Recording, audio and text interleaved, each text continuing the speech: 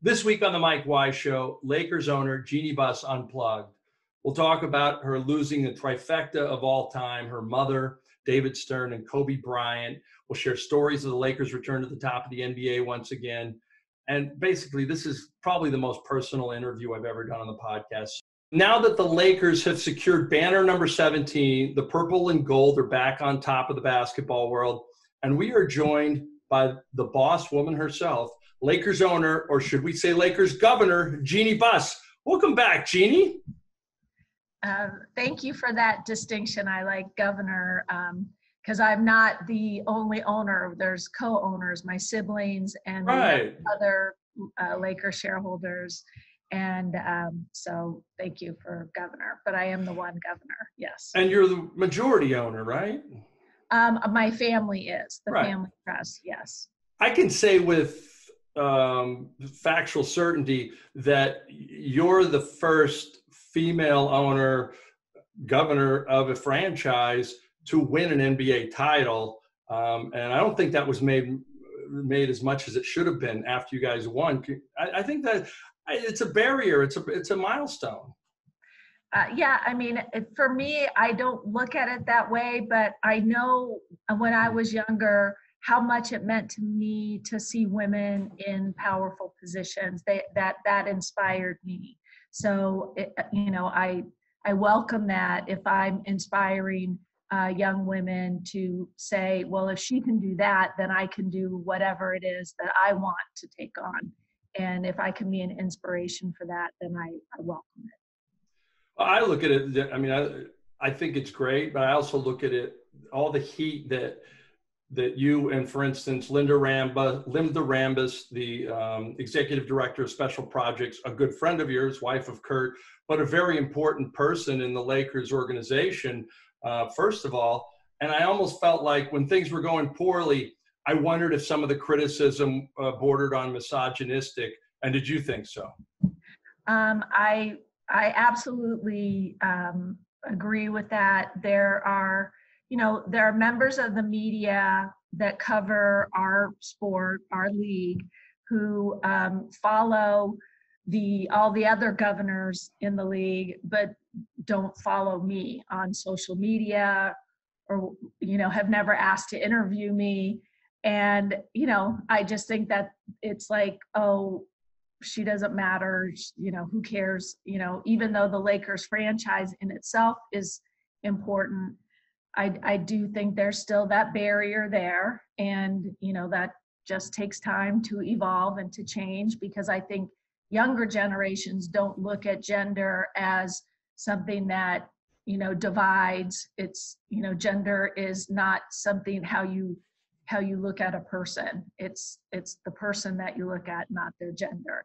But there's a lot of established people that it's uncomfortable, frankly, that a woman is in a position like mine.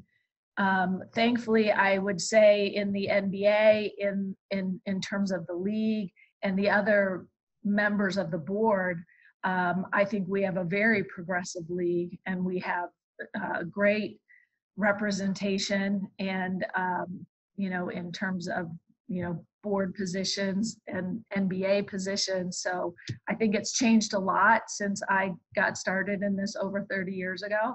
But I think we do have a ways to go.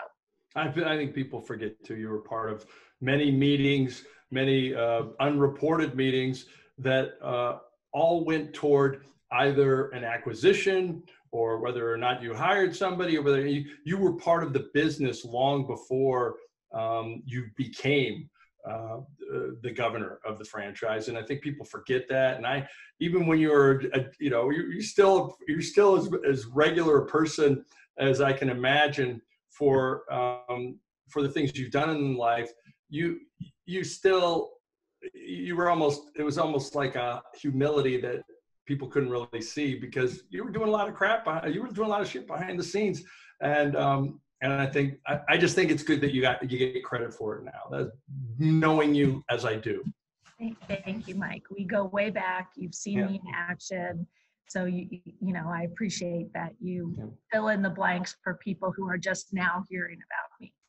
Well, I think it's just such an incredible turnaround when you miss the playoffs 6 straight seasons, and you enter this season in which obviously getting Anthony Davis, having LeBron James, there's so much expectation, and yet the Clippers were there were stories that the Clippers were going to make Los Angeles their town, and right up until the end, the Clippers looked so good. All of a sudden, you guys went to a second gear, and it was, I don't know, 10 years without a title in Los Angeles for the Lakers is probably 60 for any other franchise. Let's be honest. That's where the bar is. And so I guess congratulations on the championship, but it hasn't sunk in yet. It hasn't sunk in. You know, when you talk about the 17th banner, you know, it's like all of a sudden it's like, oh wow, we got to make room for another banner, and we got to push those trophies behind me like a little bit closer so we can fit another one in there. So yeah, it hasn't sunk in, but yet for me, you know, and you know, to talk about what's happened since my father passed away in 2013, and all the changes that have happened, to me, this seems we're back to where we were kind of like that. This feels normal to me. It's the last, you know, 7 or 8 years that things were topsy-turvy, and getting the team back into the conversation again. I mean, my goal was to see the team get back in the playoffs. The idea that we weren't in the playoffs last season and we went straight to being champions, you know, it kind of exceeded my expectations of what was possible. But when you have a player like LeBron James, you know, you know, you go all in, because, you know, how many more years he's going to play. I think he could play a lot longer. Just watching him, he doesn't look like he's slowing down at all. So I hope he plays a lot longer. But, you know, you want to make the most of his abilities, and that's what we did. And I think, you know, and you know, I want to show my respect to the Clippers, because they've been consistent. They've been in the playoffs every year, those 7 or 8 years that we were struggling. And, you know, we needed to get back to who we were. You know, they had been, like I said, consistent and successful, and we hadn't, and we needed to get back to where we needed to be. It's like Ali is behind me, my favorite sports person of all time. He needed Joe Frazier as his rival in time to be as great as he could. I know the Clippers, and you haven't, you know, knocked heads in the play, but there's always been, since Chris Paul finally arrived on the scene, which he should be a Laker, but that's another story. It's like a 2-newspaper town. I always feel bad when the one newspaper goes out of business, because, you know, the second one is not going to compete like it did, and it's going to cut its own butt. And all of a sudden you have somebody raising their bar. And I look at Steve Ballmer, who you're, I'm sure, friends with collegially at least. This is a guy who, I don't know, he stands for all the right things in life. And he gave a grant. I don't even know this, but I did a story for the CBS DC station back here. He gave a grant that $25 million that empowered to school districts to hire male African-American teachers, because kids are essentially taught by Caucasian women still in America. And it's like, all of a sudden they're learning, well, part of the learning gap for these kids statistically is they don't see anybody who looks like them teaching them. And so he, you know, they wouldn't even interview for the grant because they wanted it to be about, but Steve Ballmer wouldn't, and I've met him a couple of times, he wouldn't interview because he wanted it to be about the grant and the kids and the people that got the grant. You're in that same milk. You stand for the right things. And you know, I admire, that's a very important issue that he's supporting, and we're trying to do things to make you know, using our platform to make things better, and to, you know, take on challenges. And you know, so I admire him for that. Who I was really looking at kind of took the Lakers mystique, or, you know, kind of what Dr. Buss had built, was the Golden State Warriors. And, you know, having kind of building a culture of winning to the point where they could draw a free agent like Kevin Durant to their team. And that's how the Lakers used to be. And so now, you know, we're showing that our organization and our culture is about winning. And hopefully, because we went through this time period where we were trying to get Carmelo Anthony and LaMarcus Aldridge, and, you know, they met with us and they said thanks but no thanks, and that was something that wasn't very Laker-like. And so I think the Golden State Warriors have really set the bar, and even though they struggled this year with injuries, I expect them to come back full force. And you know, that they're the class of the league for sure. Yeah. Even I'd be remiss if I didn't thank you. And I sent you a tweet about this, a direct message. There were a bunch of Native Americans who were really, that I've dealt with for years on the Washington name issue, and they told me personally, like, you have to thank Jeanie Buss for speaking out about that, because if her and Spike Lee and AOC doesn't say anything, and it's only a Native American issue. And, you know, like, there were surveys about how this affected kids' self-esteem and how they saw themselves, and not just Native American kids, but all our kids. Like, we you know, we still have costumes when you can go to a Halloween store and dress up as a race. We don't have that for any other race but them. And for you to say that, for you to put that out there, and I mean, for God Bless America, like, the name was changed. I mean, that was huge. You know, it's what started for me, like, and because I loved playing fantasy football. Like, that was like, I was like a huge, you know, I loved doing the draft and talking crap with the people I was in the league with, and it was just so much fun.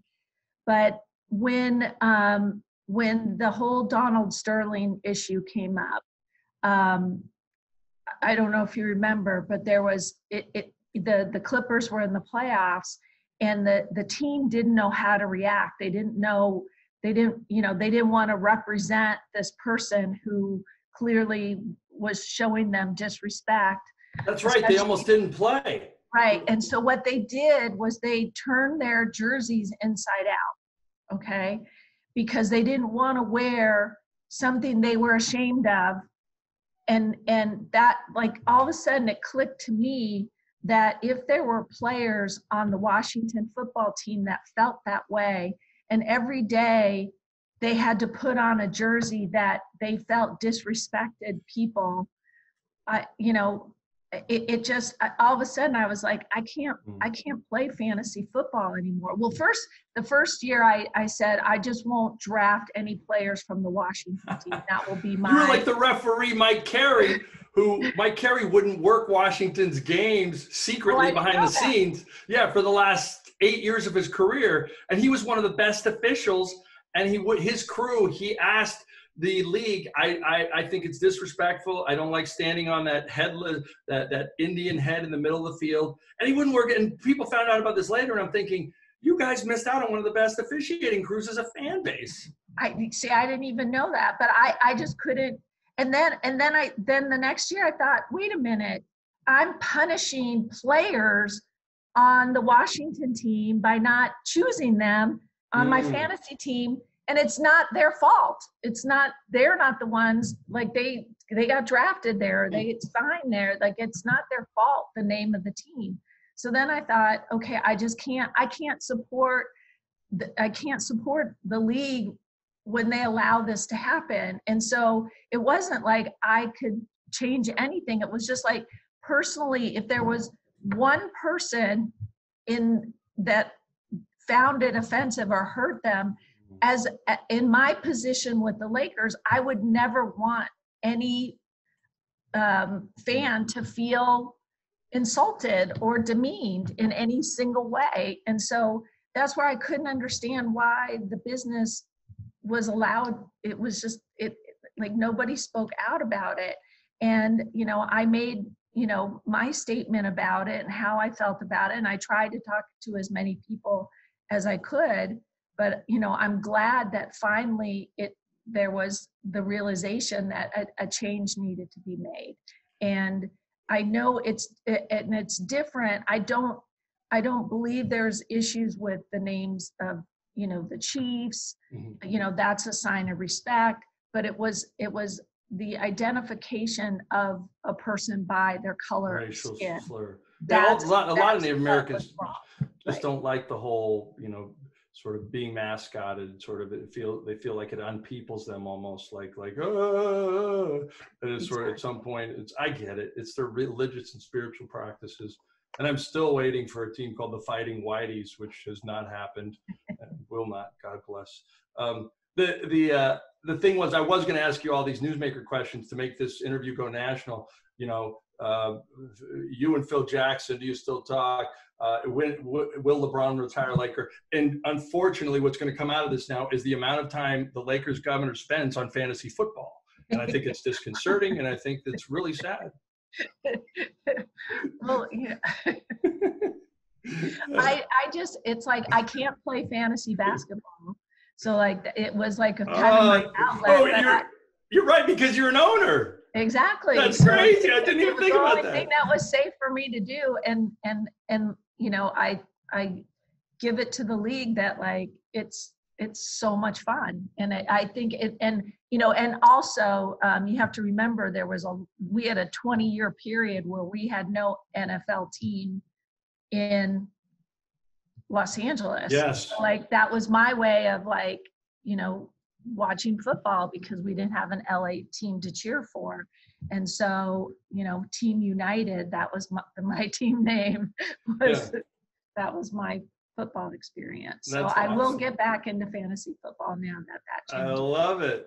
I'm going to take my kids eventually to a game because they changed the name. I think it's great. The flip side, of course, but being devil's advocate, I remember this great, The Onion, the satirical newspaper. They had this great piece on Bono once, and U2, and it was all phony, but it was hilarious. And it's like and it was sort of the members of U2 were getting upset at Bono for trying to save the world, and they're like, when is he going to make a fucking record again? And I thought to myself, if you're an owner, on one hand, especially with your social conscience, you love these messages. You love the Black Lives Matter. You love that players were so impacted by with the racial reckoning in this country that they almost not refused to play, but had real qualms about going into this bubble, almost like not the real world. And while America's burning outside of that bubble, and so this whole thing with the league and everything else.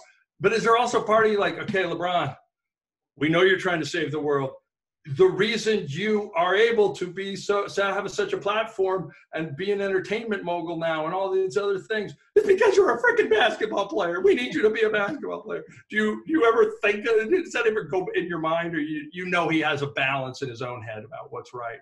Well, I mean, this coming from my view, I think when Magic Johnson announced he was HIV positive, that he changed the way people thought about HIV and what was going on in the world.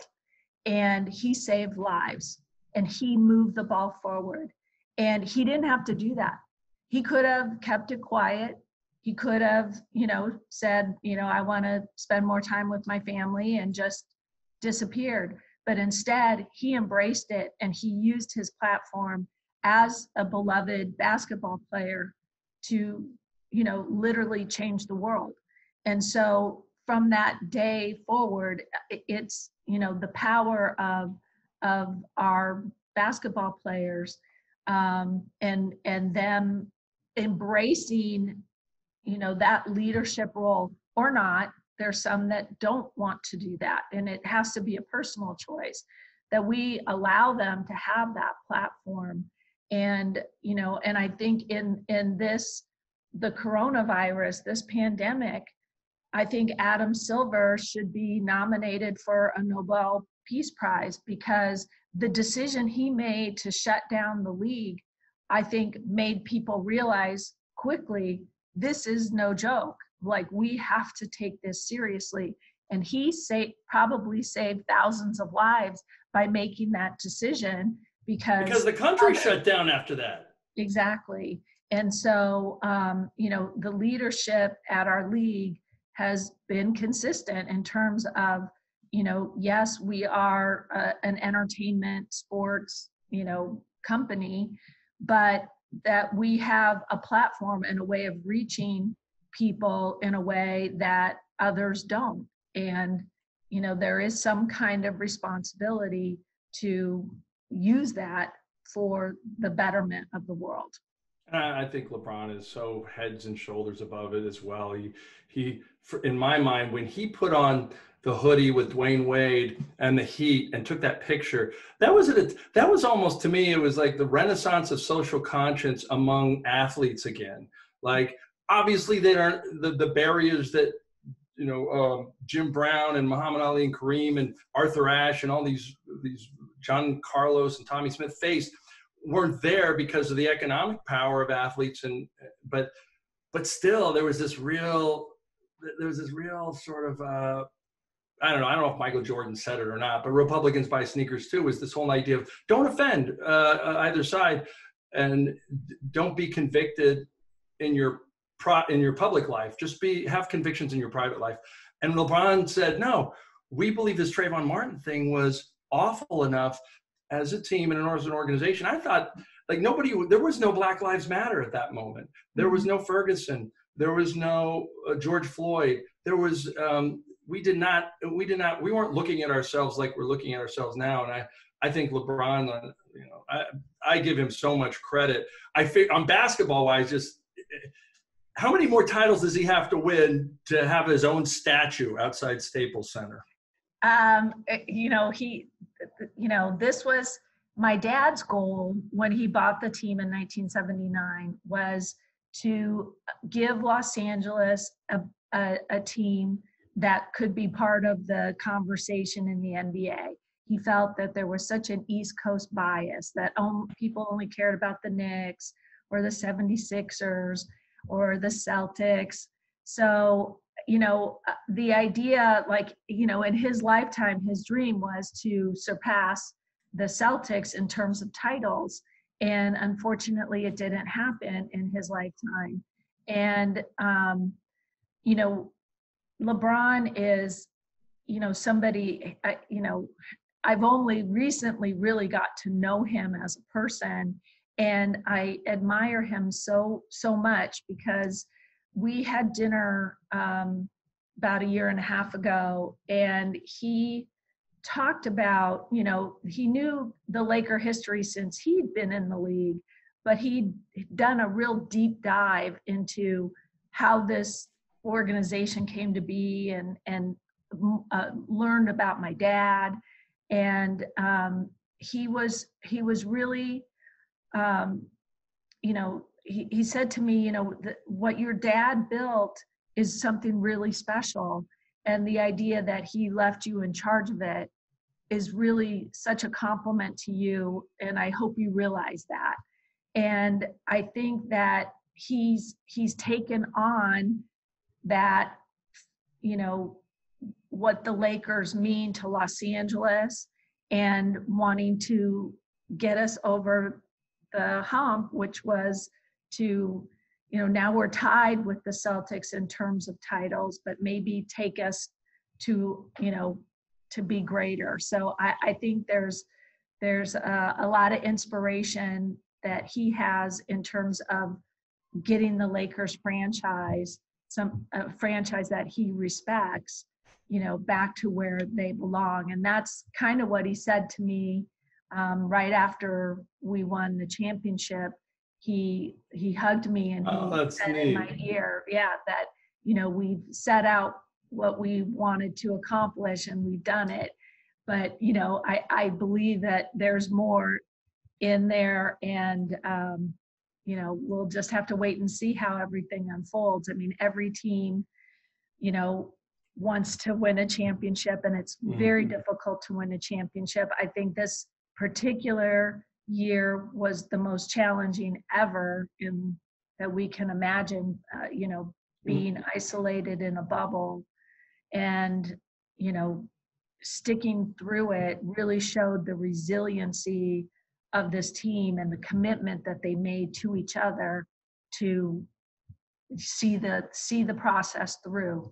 And it showed, and I couldn't be more proud. Dave Wall, who we both know and has a long career with the league, he made a great point when I said, well, this is going to be an asterisk season for many reasons too. And he goes, yeah, but an asterisk in a different way. He said, I think that whatever team wins this is going to have one of the signature accomplishments in the history of professional sports, because the season was canceled and you had to go into this really hermetically sealed bubble while nobody ever wanted for food or entertainment. They probably wanted their families, and they probably wanted a regular life, or not to actually just go on the internet and find out what's happening in the world. They wanted to be a part of this, the movement and everything that was going on, many of them. And so I think, I kind of agree with him now. I think this was one of the greatest accomplishments in the history of team sport. And I'm not saying that if the Dodgers win it all, it won't be but they didn't have the season that the NBA had. And they certainly didn't restart, and they certainly didn't come back and go into a bubble for a long time. So hats off in ways I can't even imagine. I think your father would be incredibly proud of you and the franchise. Thank you. I mean, like I said, it's that I know that's what was his driving force. And I feel like I still report to him that I'm doing exactly, I'm operating the team exactly the way he would have. And that's what was kind of troubling, in the years prior, that it just didn't feel like the Lakers, and I didn't understand some of the decisions that were being made, and finally had to make a change and get us back on track. And he entrusted me with this team, and I will run it the way he would run it. When I revealed that I'd been abused sexually as a child in a Penn State article about Penn State many years ago, some of the things I'd written to this day has split me off with my family on that side. And it's sad and it's awful, but in some ways it was for a good reason. I can't imagine the split that you went through with your brothers and everything else. I look at how everything's come out on the other side now. And someone asked me this on Twitter when I told him I was going to have a podcast on you. He said, I think his name was John Kelly. He said, could you ask Jeanie what her father would say to her now? Like, what would he say to you now if he could say something to you? And maybe he has, if you feel like you still report to him. I make the joke that, like, I feel like I still report to him. No wonder I haven't had a raise in 8 years. I'm just kidding. No, I think he would be very proud. And like I said, it's very hard to win a championship, but his feeling always was, you have to be part of the conversation. You can't win a championship if you're not making the playoffs. And in the 32 years he ran the team, they only missed the playoffs twice.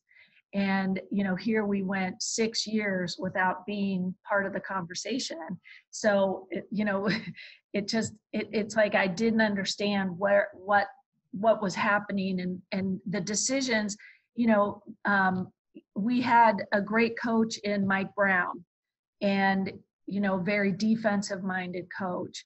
And then 18 months later, they made a change and hired another great coach, Mike D'Antoni, but a very offensive minded coach who didn't match the roster that we had. And when you're changing coaches every 18 months, your roster can't adjust that quickly. And so the decisions, I couldn't see a path that was being created to get us to be competitive again. And then striking out with free agents because, I was literally in a meeting where, one of the free agents asked our front office, okay, well, who am I going to be playing with? Who's going to be, and they were like, well, we don't know yet. Like, we haven't put the roster together. And it was like, what free agent wants to come to a team that's like, we can't tell you how we're going to use you, or, you know, how we're going to make you shine, how you're going to be the best version of yourself, and how we're going to take you to a next level. And, you know, that's what I didn't understand. And that's why, that's kind of what we're going, you know, that's what the culture that we've created now, that we're very open communication with our players, and there's a collaborative feeling in terms of, you know, just hearing what people have to say. Everybody has a voice. And, you know, we struggled with, you know, after making the change and bringing Magic Johnson in, we had some leaks that were, we were experiencing, and now those have been shored up. Because when you have leaks in an organization, then you now have created an, you know, an air of mistrust, that people can't speak freely because whatever they say is going to be out on social media. And, you know, then when people don't trust each other, then they keep things to themselves, and maybe they do talk off the record. And so, you know, we had that kind of going on, and I really couldn't figure out where it was coming from. But now we've made the right changes and put the people in place. And, you know, there's this just great feeling of camaraderie and, you know, sharing this experience. And, you know, I think that you know, a lot of people commented that they could see that in the Lakers, and the teamwork and the respect and the love and the trust that's between teammates. And, you know, that allows you to be greater than just the sum of your parts. That's like the secret sauce that, you know, gets people to work that much harder, because they know somebody has their back. They're not going to be standing out there alone. And, you know, that's what I'm really proud of. And that's something, go ahead. Sorry. No, I cut you off. No, I mean, it's like, I have to give a lot of credit. You know, I had some great influences in my life, certainly my father, but also, you know, a person like David Stern and a person like Phil Jackson. So these were really important mentors to me. And so what you see, the way I do things, they have a lot of influence on who I've become as an executive in this league. Phil, to me, I don't know if he said it once or not, but when you talk about the secret sauce, and it was something like this, you know, creating the sublime choreography of teamwork, and how that's so underrated now, and how Red Holtzman taught it to him in New York, and how he tried to foster the same thing in Chicago and Los Angeles, wherever he went. And I feel like it's easy to say winning is a great deodorant, and you know, these guys, we make them out to be bad guys when they lose, and they're knuckleheads, and when they win, they're tales of character, heart, and redemption. But the Lakers like playing together. There's no question. You could see it.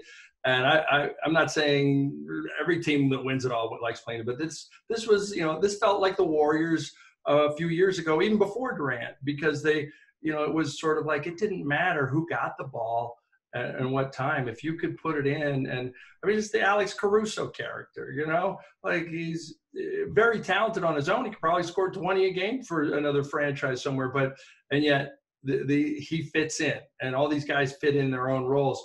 I was thinking out loud, like Anthony Davis, that championship doesn't happen if he doesn't come aboard.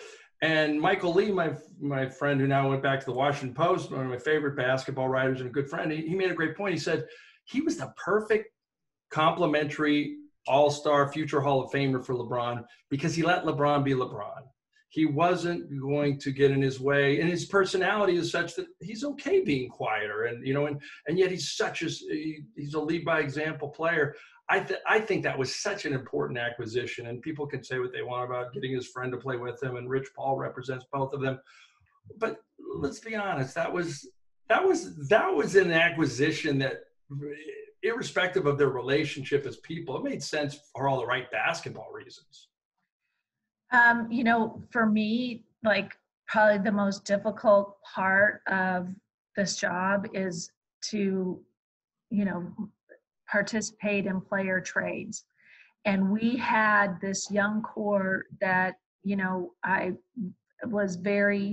felt very protective of, you know, Brandon Ingram, Lonzo Ball, Josh Hart, that, you know, it was really difficult for me to sign off on that trade.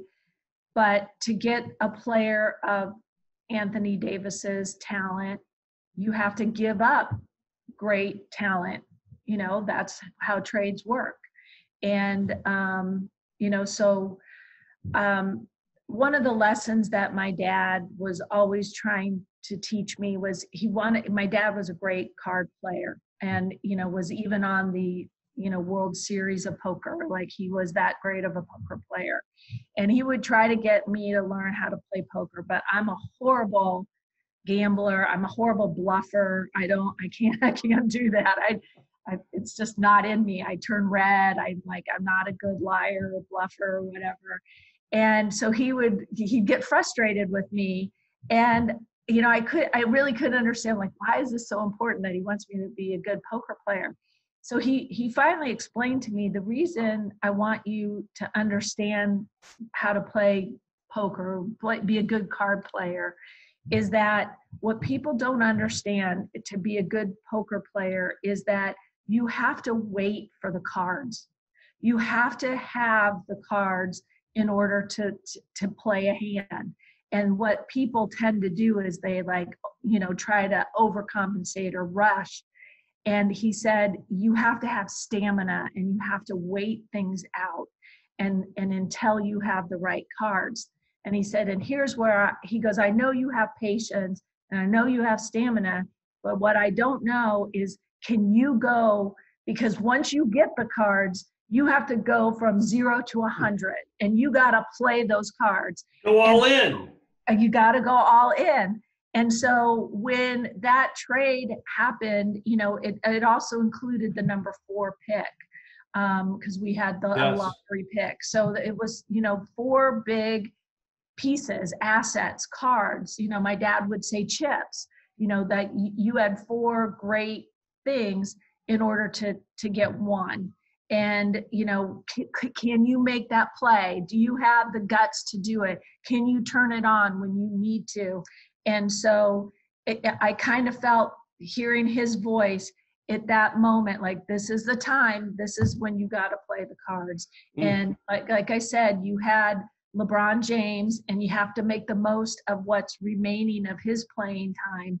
And it was time, and we had the pieces, and we did it, and we accomplished what I feel was a good trade for both sides.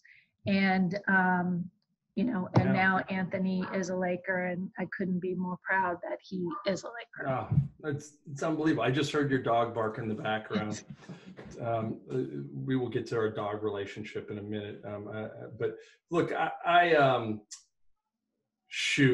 there's so many good things here said. Did you always call your father Dr. Buss to people who interview you? What did you call him? Oh, I called him Dad. I mean, Dr. Buss, it helps when I do interviews to let people know I'm talking about the business side of things. And when I tell a story and I'm saying my dad was, you know, teaching me this, this is who he wanted his daughter to be, and the strong lessons that he taught me that I could use in life, not just in running a basketball team, but just, you know, the things that were important to him to pass on to his children. And I don't know, everybody always talks about your father, your mother, Joan. I don't know anything about her. Could you just, you don't have to give us I don't want the Cliff Notes seems too trite, but, you know, I feel like she deserves some credit here. I mean, she brought you into the world, darn it. She, you know, she passed away in December. Just this past December. Yes. And see, I didn't even know that. Yeah. Well, it's like, I mean, and I'm glad that you brought her up, because you know, it's like going through, you know, this was a very painful time period for me. I lost my mother in mid-December. I lost David Stern right after the new year. And then we lost Kobe Bryant shortly afterwards. And it seemed such a heavy burden of, how am I going to handle this, and losing, these important people in my life. And, what I talked about was how Laker Nation was, we came together, like in periods of mourning and grief. You have to have community. You have to have people that you can lean on, because otherwise you feel alone and isolated. And when Kobe passed, he was a source of strength for me. One of the last conversations we had was, he called me because my mother had passed away, and he had heard she passed away, and he wanted to check in on me. This was a person who I loved dearly, and I thought I would have the rest of my life, as in terms of a sounding board for the Lakers and just things that were going on. And he, we asked the league, the night before he passed away, LeBron broke one of his records, and Kobe called him to congratulate him on passing his record. And, we just had there's great synergy of Rob Pelinka, as running our front office, was Kobe's best friend. And that we just had this like strong group of people connected. And so I asked the league, can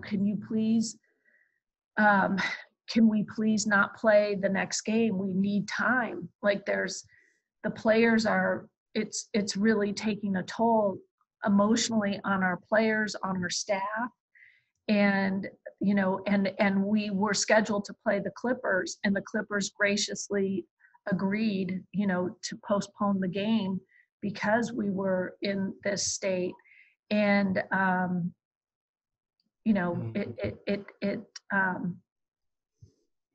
when we did finally come back and play, LeBron made a speech where he said to Laker Nation, like, I'm strong, lean on me, I've got broad shoulders. And that's what we did. Laker Nation leaned on LeBron to lead us in this grieving process.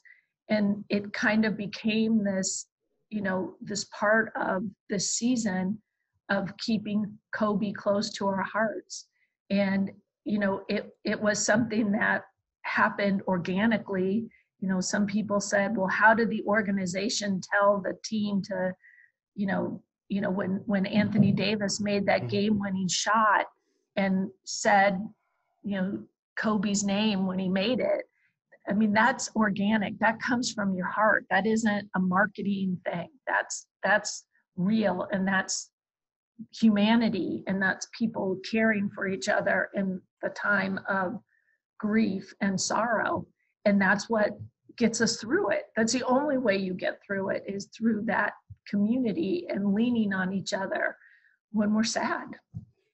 I'm not crying because I love David Stern. I think he was a great commissioner, and I was very sad. And I went to his memorial service. Very and I didn't get, even though I knew Kobe more peripherally through the job than anything, even though we had some real private moments, I didn't know him like certainly you did and others. And I didn't cry until my son, 10, came up to me, and it was like a week later, and we were watching this Kobe tribute, and he goes, "Dad, you know what's the saddest?" And he goes, Kobe's daughters aren't going to get to see him grow older. And I was like, lost it. I lost it, because, it doesn't matter if you have a dog, a child, like those are your babies. And you realize that those things pain. I probably should know this, but where were you when you got the news, and how devastating was it? And by the way, I'm crying for you, because it's a lot of loss. you know, I mean, Your some days mom, a yeah. person that was a father figure to you, not just business wise, but personally, and this guy who sort of been part of your life in so many ways. It's sort of like he's not the player anymore. He's this fully developed human being that's got so much to offer. And I mean, like some days you just felt like you know, how am I going to get out of bed? And, you know, and basketball felt normal because again, like the community and sharing that love and knowing that we will protect the Bryant family, that we love Vanessa and Kobe's daughters, and that, you know, the loss of Gianna is devastating on so many levels. You know, when there was a day after Kobe retired, we planned to have lunch, and Linda Rambis and I, you know, drove to Orange County to meet him, and he brought Gianna with him because he wanted Gianna to, you know, see strong women in business. But I think he also knew that I was feeling down and feeling lost. You know, I hadn't made the change with my brother. And I think he wanted to cheer me up, and he wanted to show me, like, you're inspiring my daughter, and my daughter's going to inspire you to be the best you can be. And that is the message that I know what Kobe meant to me, but I didn't know how generous he was with his time, with other athletes from not just basketball, but every sport. Like when now I'm like blanking on her name, won the US Open. She talked about, you know, she, like, Kobe was her inspiration, and she wore a Kobe jersey in her post-game interviews.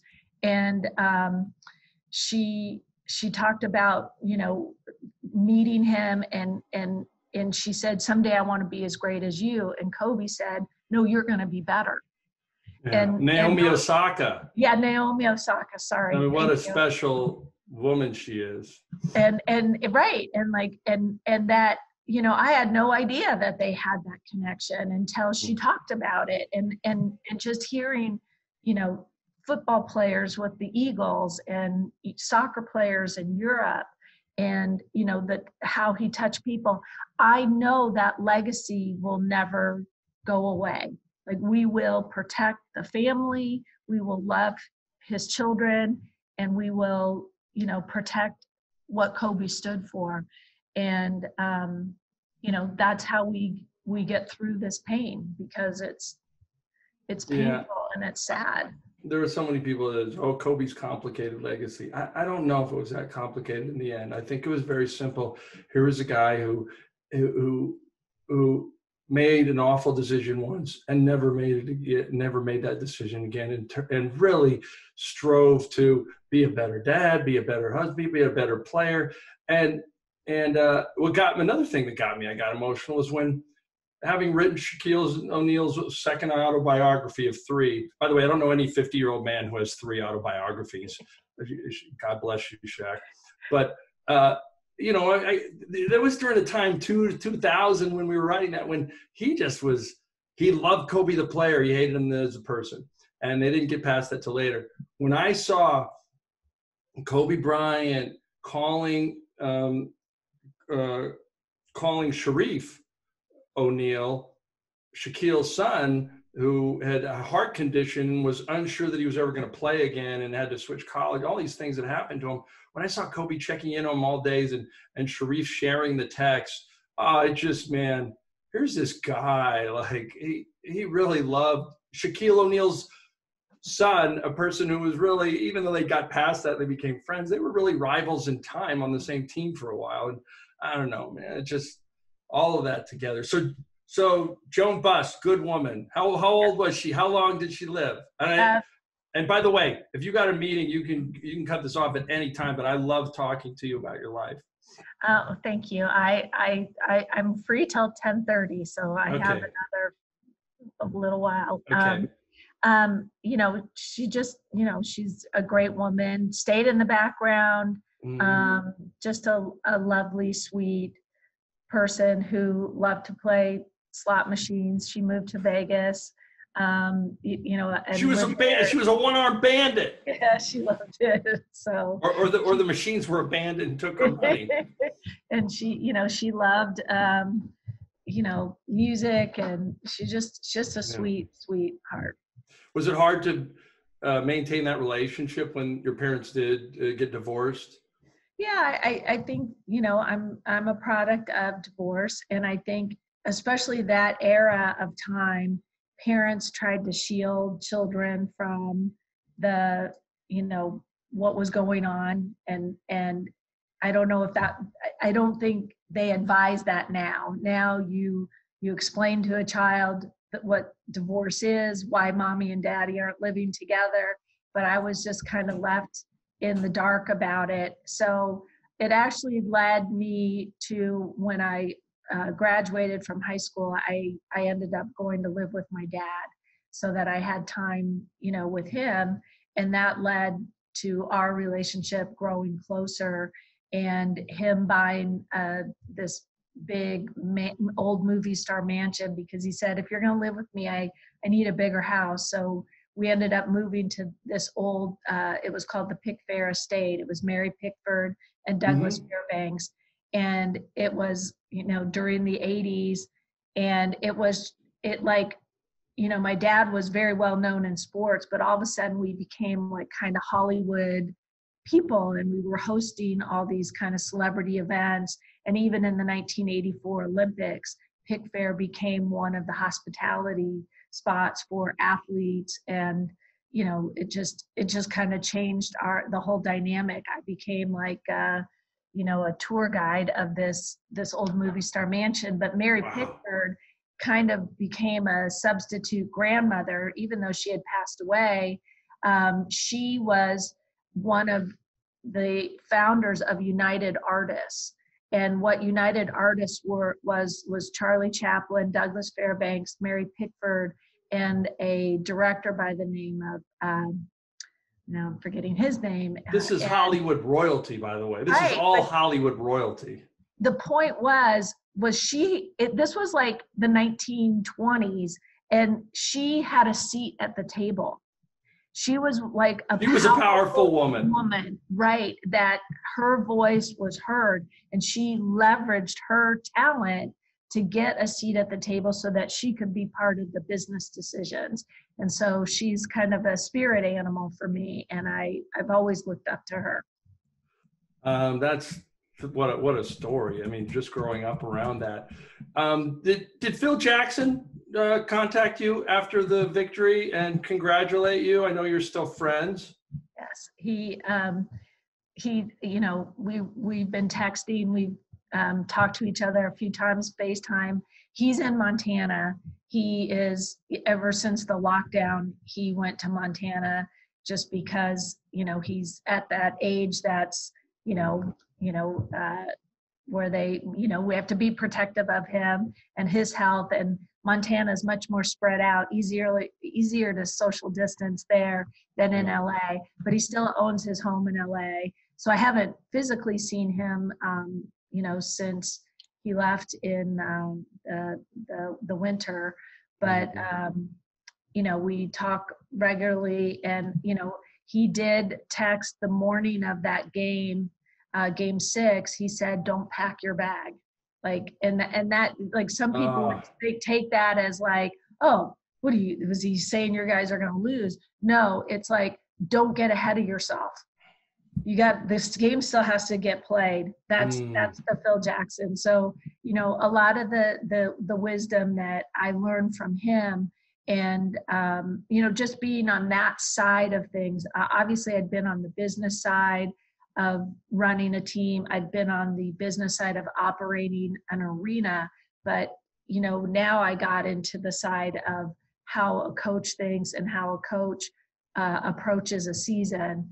And, you know, Phil had, you know, very specific things of how he did things. And that's important, that a coach have a process that they stick to. And maybe sometimes it doesn't always, go with how the business wants to run or whatever. It's just, a coach has to be a leader and stand for the things that they believe in, because they'll be tested many times by their team. And, but he had a holistic view of how a team should operate, and that, the number 12 guy on a team is as important as the number 1 guy.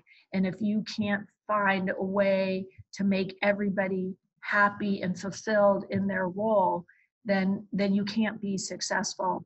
So, he really illuminated that side of how things go downstairs as opposed to upstairs. And that was a huge connection for me to make. And we were together, over 15 years. And, 17, I think it was 17 years. Yeah. And I mean, I when I think of, kind of how our relationship ended, that was, my dad's wish was to have my brother Jimmy oversee basketball, and I would oversee the business side of the operation. And he had put that in place while he was still alive. And, we were trying to make it work. But, Jimmy, made a decision. He decided to let Mike Brown go early in that season, the 2012 season. And, because there was high expectations, because we had Dwight Howard and Steve Nash, and that this was a team that could possibly compete for a championship. So, they made that decision 8 games into the season. And my brother came to me and said, do you think Phil would consider coming back? And I knew that when was like, this? This was, like in the fall of 2012. And, I said, Jimmy, like, if that's the case, it can't be, I can't be in the middle of you two. If you want Phil, this is your decision. You're in charge of basketball. You have to be comfortable with your decision. You have to talk to Phil. I mean, I'm sure he would be open to it, but I'm not going to run interference or be the connective tissue here. It has to be something that you want to do, and you have to have that communication with Phil. And so, he and Mitch Kupchak went and met with Phil and talked to him, and they made a case to him that Phil was intrigued with, that he felt, that it could be possible for him to come back, because Phil always felt if you have Kobe Bryant on your team, you can always win. And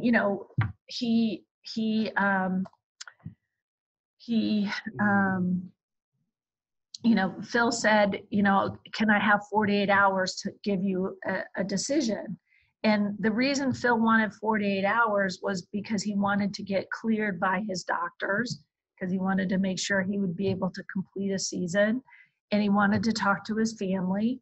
And, and I was hoping for the best. I really wanted Phil to come back, but I also knew that it had to be Phil's decision. So I wasn't applying pressure there or on to my brother. And so, that Sunday evening, because, it was like Phil basically took the weekend to make the decision. That Sunday evening, Phil cooked dinner for us, because I'm not a cook. So when he was cooking dinner, he put on a Laker t-shirt. And I thought that was him showing me a sign that he was going to take the job.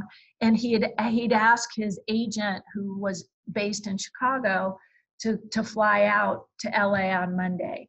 So that was another sign to me that it was going in the right direction. So that Sunday evening, we went to sleep, and the phone rang around midnight, or a little before midnight, woke us up, and it was Mitch Kupchak calling Phil to let him know that they had hired Mike D'Antoni as the coach. And that, so Phil was pissed. It was, I mean, first of all, to get a call in the middle of the night is not fun ever. And, it just seemed kind of like a backwards way to do things. That he had asked for the time, they agreed to it, and then they pulled the rug out from under him. And that was for me devastating. But I also knew that in order to make things work with my brother, that Phil would have to take another job somewhere else. And so I encouraged him to take another job. And he spoke to a few teams, but then when the Knicks came calling, that was the job he really wanted. Like that resonated with him because of what the Knicks meant to him and being able to be full circle. But he also wanted to be clear with me what would happen to our relationship. And I insisted to him that I'm sure we'll make it work. We can make it work. People have long distance relationships and they don't suffer. People in the military are separated from their families. Who are we to think we can't make it work? But I knew in my heart that was like the first thing that was going to start to tear the relationship apart. But in order for my brother and I to work together, that pressure of Phil couldn't be in the background. So I was happy for him that he took the Knicks job, because it was the job Phil dreamed of, but it also, I knew, was going to undermine the relationship that we had. But that was really what was going to keep, my brother and I to be able to work together. And, I supported his decision in bringing Mike D'Antoni into the Lakers. I just feel like there was some weird choice over the Lakers, the Knicks. It all helped dissolve this. I gotta think, you stay with someone for 17 years, you're not roommates raising kids, you're in love with that person. And I feel like if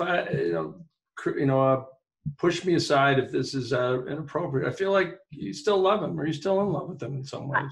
I love him. I love him. I can't live in Montana and do this job. And I didn't think, the way it was left, my brother was going to run the basketball side. So it wasn't going to be something that I was going to have to worry about. But as time proved itself, and, I was part of the negotiating team when we agreed to this, 20 plus year contract with our local broadcaster at the time, Time Warner Cable, but now Spectrum Sports. And their question to us when we negotiated that deal in 2011 was, we know how the team has been operated the last 25 years. How are you going to operate it the next 25 years? And the commitment was, we're going to be Lakers basketball. This is what we do, and we'll continue to run the team the same way. And that was important to me to express to my brother, that I've made this commitment to our partners that, we're going to continue to run the Lakers the way Dad did for the last 25, 30 years. And so when we didn't make the playoffs, and, we were going through this transition time, I said to him, I need to know for the business side how we're going to operate. Like, I need to know, when are we going to be back into the playoffs? Like, how are you going to get us there? And he came up with the 3-year timeline, which then would have stayed private with the family, but he declared it in the media. So then all of a sudden, this 3-year timeline became this ticking time bomb that people were crossing off the days. And I had no reason to not believe that that's exactly what would happen. That, we'd have this downtime, but we would be on the road to getting us back into the playoffs.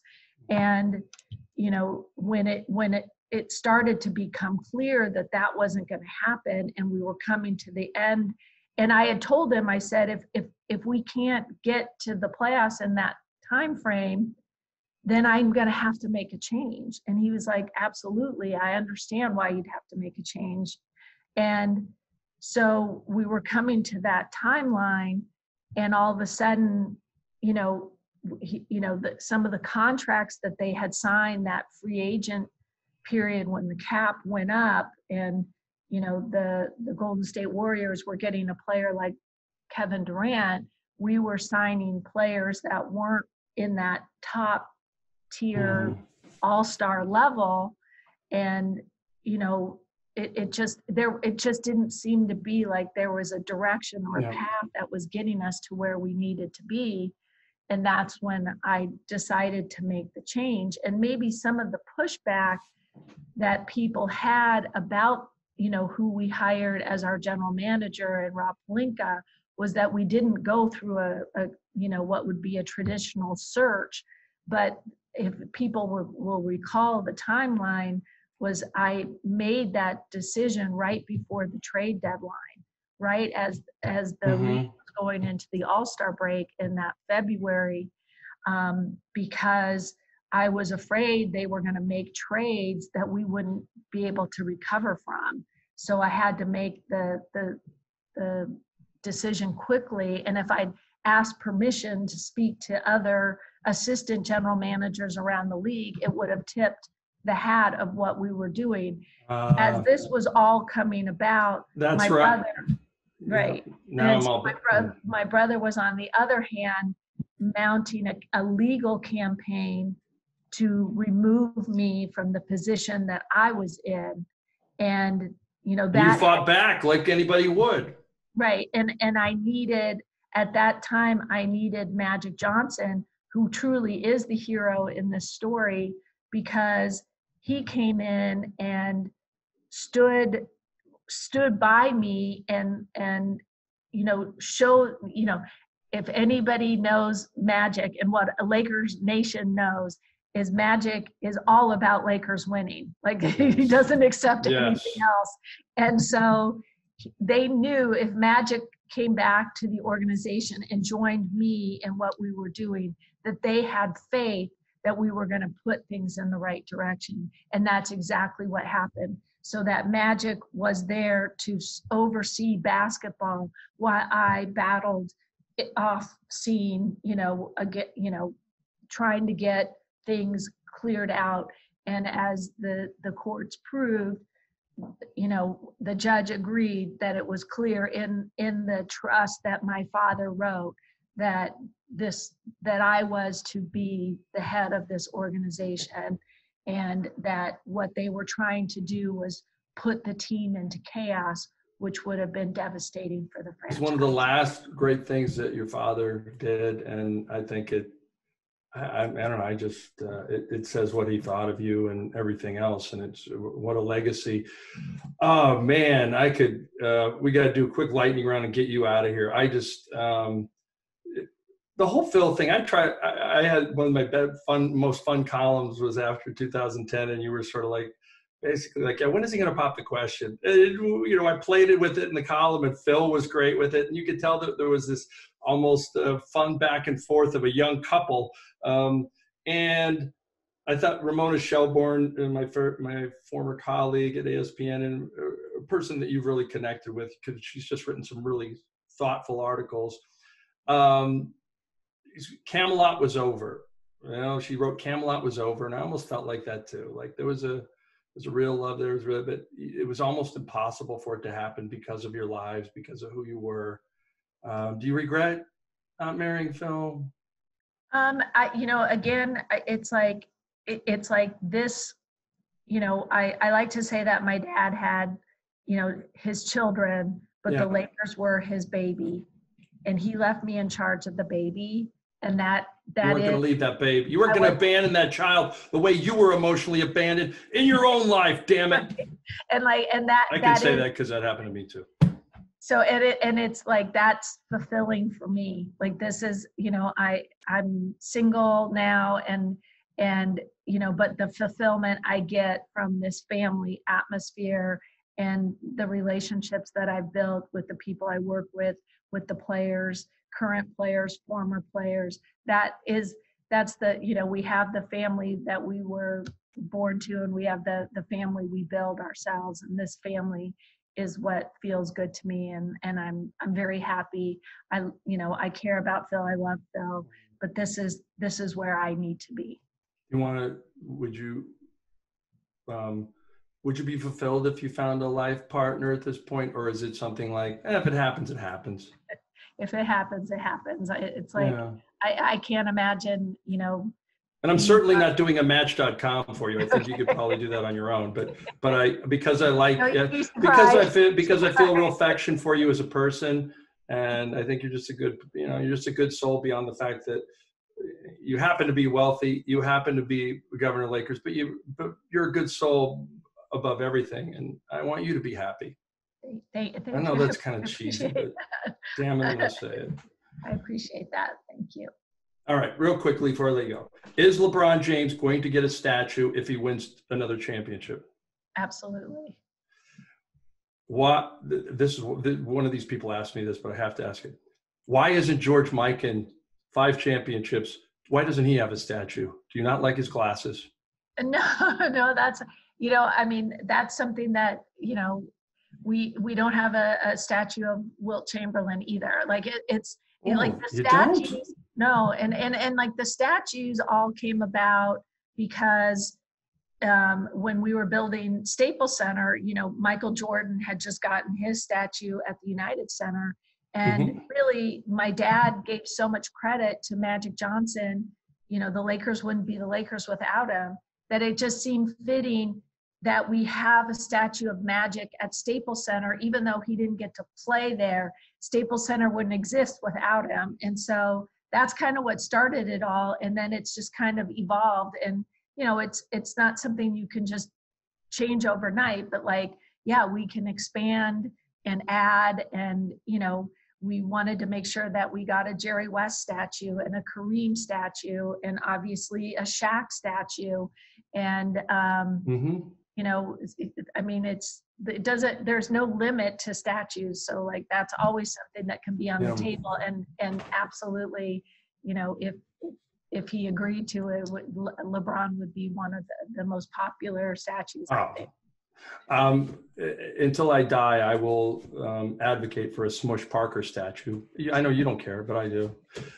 Bruce, can you get on the line here, please? Because we have to let Jeanie go.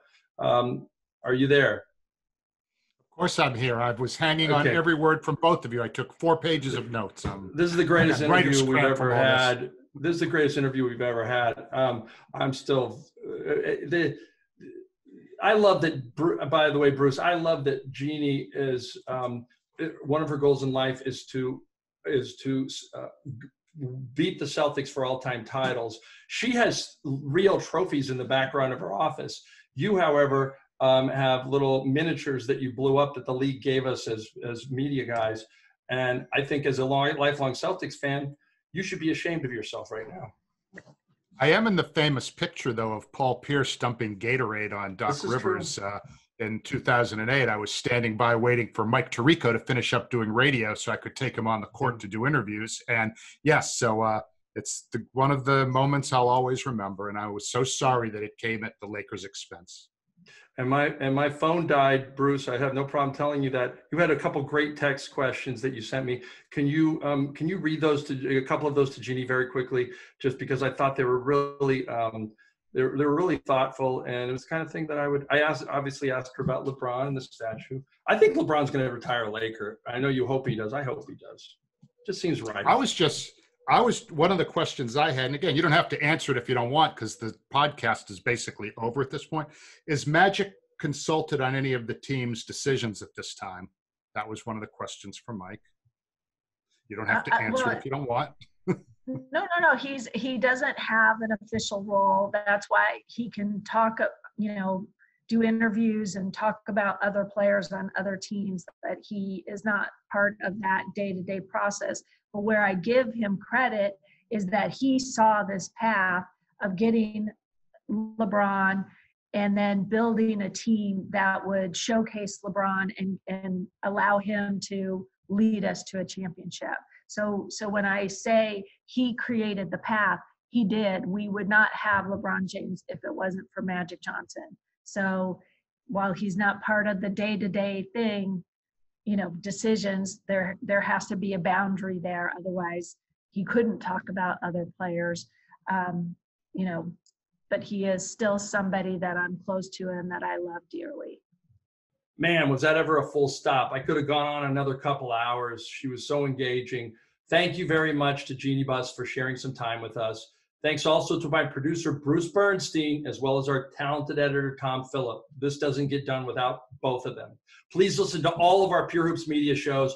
Full Court Press with John Fanta comes your way each Tuesday with the best college basketball guests anywhere. Catch and Shoot 2.0 with my friends Otto Strong and Aaron Berlin is here each Wednesday. Buckets, Boards, and Blocks with my better friend, Monica McNutt, and King McClure drop in every Thursday. Their most recent guest was Baylor head coach Scott Drew. And BJ Armstrong and Eric Newman are here every Friday with the Pure Hoops podcast. I'm back each Monday with the Mike Wise Show. Please listen, review us, and leave a 5-star rating. And don't forget to vote. Until next week, aloha, people. The Mike Wise Show used to be called The Wise Ass Show, but it remains a presentation of Pure Hoops Media.